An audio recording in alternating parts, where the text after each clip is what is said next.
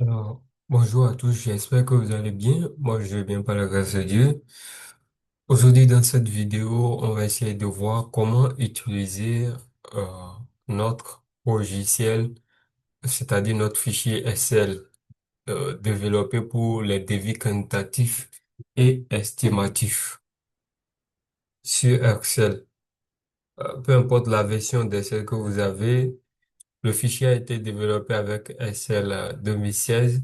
Donc, déjà, si vous avez Excel supérieur à la version 2016, vous pouvez utiliser le fichier sans aucun souci. Donc, la première des choses à faire, voilà le fichier qui est ouvert sur notre Excel. Et ce que je vais faire, la première des choses, je vais le fermer, je vais fermer le fichier, je ferme complètement Excel, enregistrer et je ferme. Je vais fermer. Veuillez patienter un peu. Donc, la première des choses à faire, c'est d'activer les macros. Pourquoi?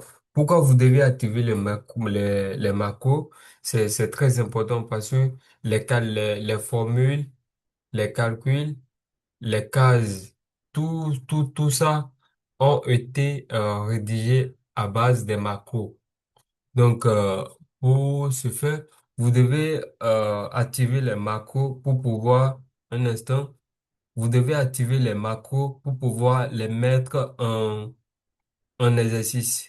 Si vous n'activez pas les macros, soyez sûr que les formules ne vont pas marcher. Les formules ne vont pas marcher,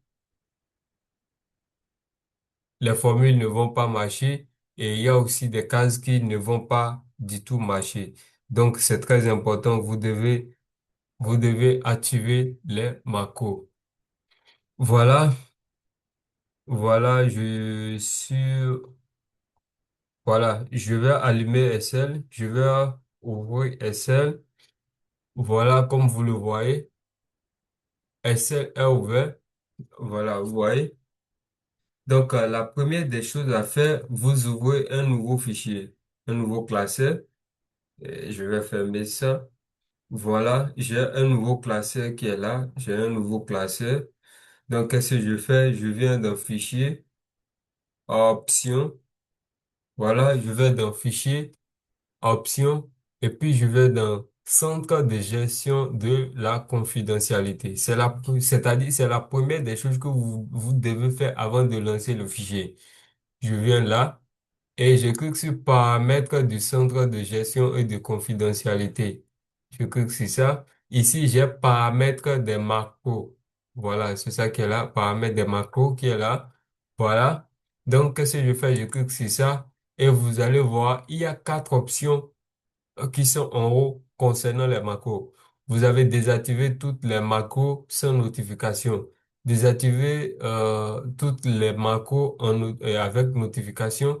Désactiver toutes les macros à l'exception des macros.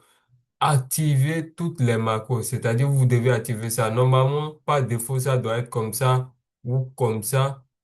Maintenant, vous devez activer la dernière option, activer toutes les macros.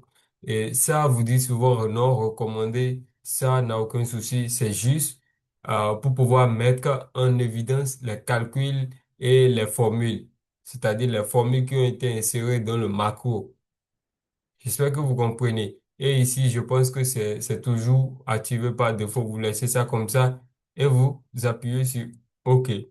Donc, c'est la première des choses à faire avant de lancer notre fichier de calcul sur Excel. Donc, on va se voir dans une prochaine vidéo pour pouvoir lancer le fichier.